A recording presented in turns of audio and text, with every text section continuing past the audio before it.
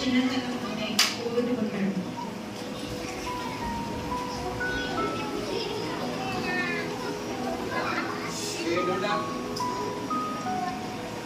చిన్నతనం నుంచే భరత్కి సైనికుడు కావాలని కోరికగా ఉండేది.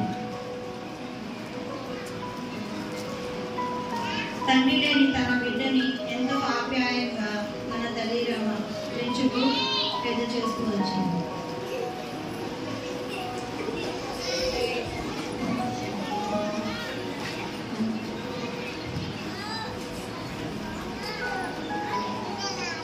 ఆ కళ సైనికుడు కావాలనే కళ కోసం తన తల్లి దగ్గర అనుమతి కోరసాగాడు భరత్.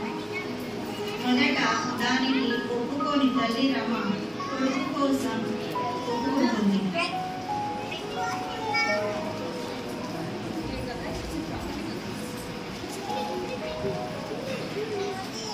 తల్లి అనుమతించడంలో యుద్ధ భూమికి బయలుదేరుతాడు భరత్.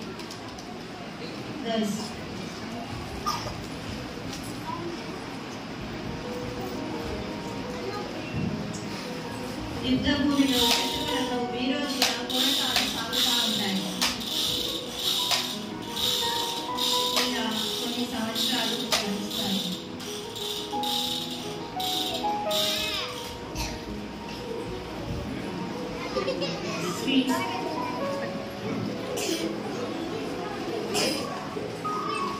ఆ రోజు ఆగస్టు 15 అంటే భరత్ పుట్టినరోజు కావడంతో తల్లి ఎంతో సంతోషంగా అందరికీ మిఠాయి పంచుతుంది.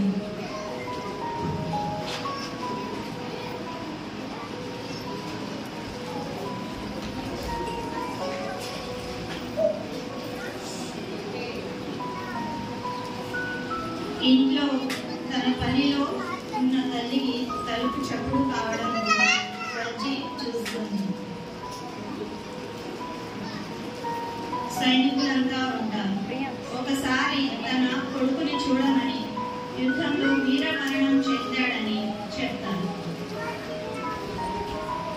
గుండె భారంతో తల్లి తన బిడ్డ దగ్గర కూర్చుంటుంది. తన తెల్లనూరుకు చూస్తూ ఉంటుంది.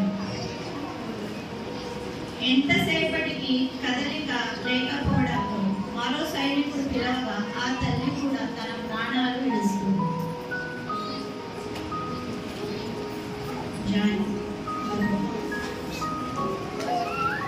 ఇది ఒక కథ కాదు, నిజం. ఈ రోజు మనం ఇక్కడ ప్రశాంతంగా సంతోషంగా జీవిస్తున్నామంటే ఎందరో స్వాతంత్ర సమర యోధుల త్యాగ ఫలం మరియు ఎందరో సైనికుల వారి కుటుంబాల త్యాగాలకు మనమందరం రుణపడి ఉన్నాం.